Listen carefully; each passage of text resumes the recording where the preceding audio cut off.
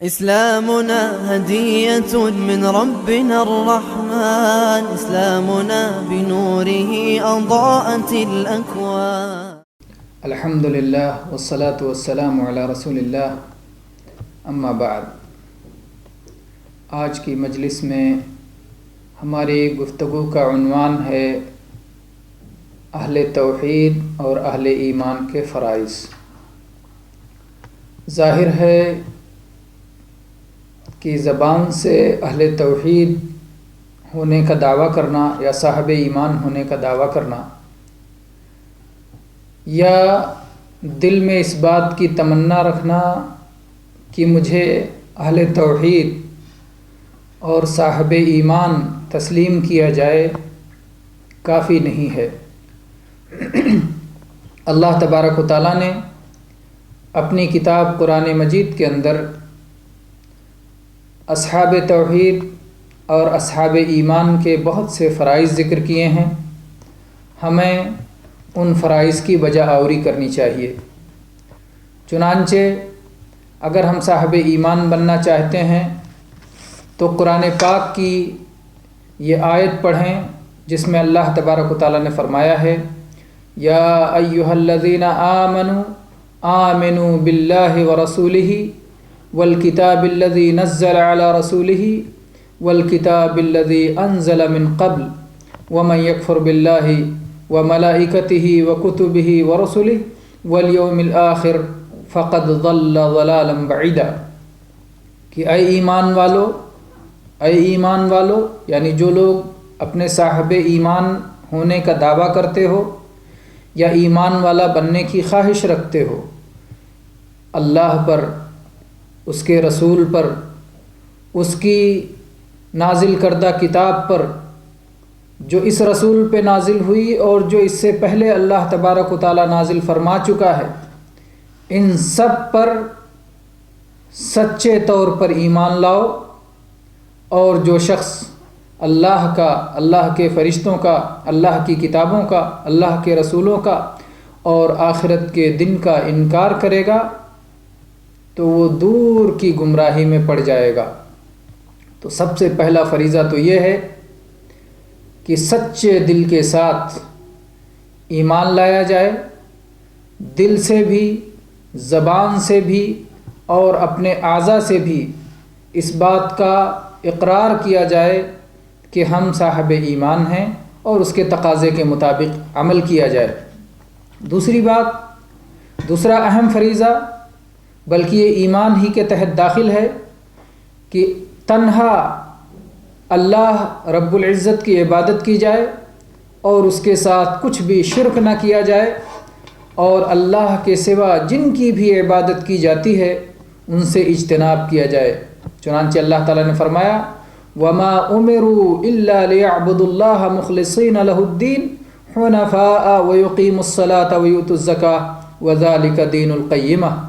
اللہ تبارک و تعالیٰ کی طرف سے اہل ایمان کو اس بات کا حکم دیا گیا ہے کہ وہ اخلاص کے ساتھ ایک اللہ کی عبادت کریں، ہر طرف سے کٹ کے اسی کی طرف متوجہ ہو جائیں، صلاۃ کی پابندی کریں، زکوٰۃ کی ادائیگی کریں، اور یہی سیدھا دین ہے۔ اسی طرح سے ہمارے فرائض میں سے یہ بھی ہے کہ اللہ اور اس کے رسول کی اطاعت کریں، اور جو ہمارے حاکم اور ہمارے اولیاء امور ہیں، اللہ کی معصیت جن امور میں نہ ہو ان میں ان کی اطاعت کریں، کیونکہ اگر اللہ اور اس کے رسول کی نافرمانی ہو رہی ہے تو پھر کسی کی اطاعت جائز نہیں ہے۔ اللہ تعالیٰ نے فرمایا، یا ایھا الذین آمنوا اطیعوا اللہ واطیعوا الرسول واولی الامر منکم فإن تنازعتم فی شیء فردوه الی اللہ والرسول ان کنتم تؤمنون باللہ والیوم الآخر ذلک خیر واحسن تأویلا۔ یا ایھا الذین آمنوا اطیعوا اللہ واطیعوا الرسول، اے ایمان والو، اللہ کی اطاعت کرو اور رسول کی اطاعت کرو۔ یہاں اطیعوا اللہ، اطیعوا الرسول کہا گیا، یعنی دونوں اطاعتیں مستقل ہیں۔ پھر اللہ نے فرمایا، وَأُولِي الْأَمْرِ مِنْكُمْ، اور تم میں سے جو اولو الامر ہیں، جو تمہارے علماء ہیں، جو تمہارے حکام ہیں، ان کی بھی اطاعت کرو۔ یہاں اطیعوا نہیں کہا گیا کیونکہ یہ اطاعت تابع ہے اللہ اور اس کے رسول کی اطاعت کی۔ اگر اللہ اور اس کے رسول کی مخالفت ہو رہی ہے تو ان کی اطاعت وہاں نہیں ہوگی۔ اگر پھر کسی معاملے میں تنازع ہو جائے، اختلاف ہو جائے تو اللہ اور اس کے رسول کی طرف پلٹا دو۔ اگر تم اللہ پر اور آخرت کے دن پر ایمان رکھتے ہو یہ تمہارے حق میں بہتر ہے اور انجام کے اعتبار سے اچھا ہے۔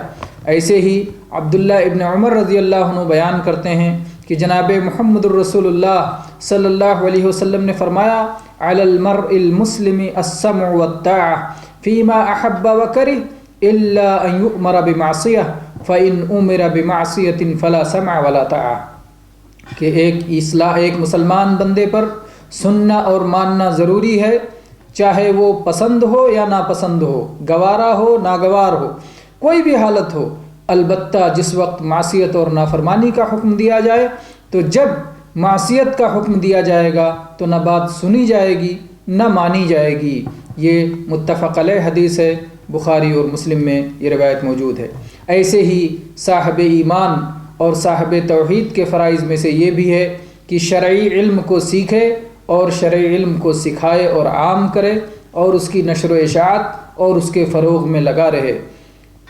اللہ تبارک و تعالی نے فرمایا ما کان لبشر ان یؤتیہ اللہ الکتاب والحکم والنبوۃ ثم یقول للناس کونوا عبادا لی من دون اللہ ولکن کونوا ربانیین بما کنتم تعلمون الکتاب وبما کنتم تدرسون۔ اور بھی اس کے علاوہ علم شرعی سیکھنے اور سکھانے کے دلائل موجود ہیں۔ ایسے ہی اہل ایمان کے فرائض میں سے یہ بھی ہے کہ اللہ کی طرف بلاتا رہے، بھلائیوں کا حکم دیتا رہے، برائیوں سے روکتا رہے۔ اللہ تعالیٰ نے فرمایا وَلْتَكُمْ مِنْكُمْ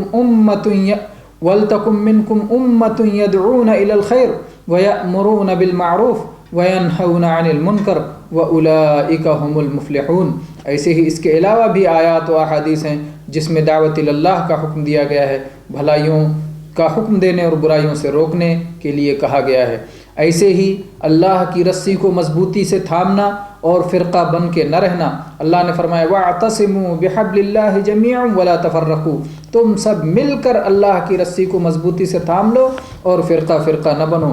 ایسے ہی دین پر ظاہر و باطن ہر اعتبار سے ثابت قدم رہنا۔ اللہ تعالیٰ نے فرمایا فَاسْتَقِمْ كَمَا أُمِرْتَ وَمَنْ تَابَ مَعَكَ وَلَا تَطْغَوْا إِنَّهُ بِمَا تَعْمَلُونَ بَصِيرٌ۔ اور ایسے ہی اہل توحید کے فرائض میں سے یہ بھی ہے کہ مخلوق کے ساتھ، اللہ کے بندوں کے ساتھ اچھا معاملہ کریں، اچھا رویہ اپنائیں، اچھے اخلاق کے ساتھ رہیں۔ اللہ نے فرمایا خذ العفو وأمر بالعرف وأعرض عن الجاہلین۔ اور میرے بھائیوں یہ سب کے ساتھ ساتھ یہ بات یاد رہے کہ سب کچھ کرنے کے بعد بھی اس بات کا احساس رہے کہ کمی ضرور ہماری طرف سے ہے، ہمیں اللہ سے معافی مانگنا چاہیے اور اللہ سے توبہ کرنا چاہیے۔ تو استغفار اور توبہ کو لازم پکڑیں، کیونکہ اس کے ذریعے سے ہی جو ہماری کمیاں ہوں گی اللہ تبارک و تعالیٰ کے ہاں دور ہوں گی۔ چنانچہ اللہ تبارک و تعالیٰ نے اس بات کا حکم اپنے نبی کریم صلی اللہ علیہ وسلم کو دیا ہے۔ اللہ نے فرمایا اذا جاء نصر اللہ والفتح ورأيت الناس يدخلون في دين الله افواجا فسبح بحمد ربك واستغفره انه كان توابا۔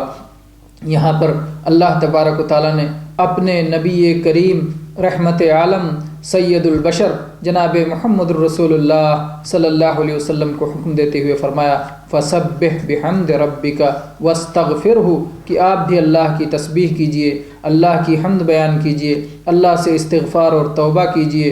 تو جناب محمد الرسول اللہ صلی اللہ علیہ وسلم کا عمل بھی دیکھیے کہ آپ صلی اللہ علیہ وسلم ایک ایک مجلس میں 70 سے زیادہ مرتبہ استغفر اللہ صحابہ کرام آپ سے سنتے تھے۔ استغفر اللہ و اتوب الیہ اللہ کے نبی صلی اللہ علیہ وسلم پڑھا کرتے تھے۔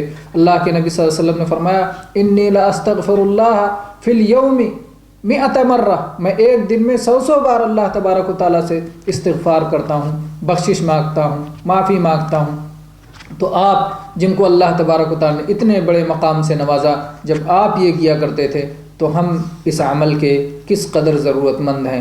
اللہ تبارک و تعالیٰ ہمیں اپنے فرائض سمجھنے اور اسے ادا کرنے کی توفیق عطا فرمائے۔ آمین۔ وآخر دعوانا ان الحمد للہ رب العالمین۔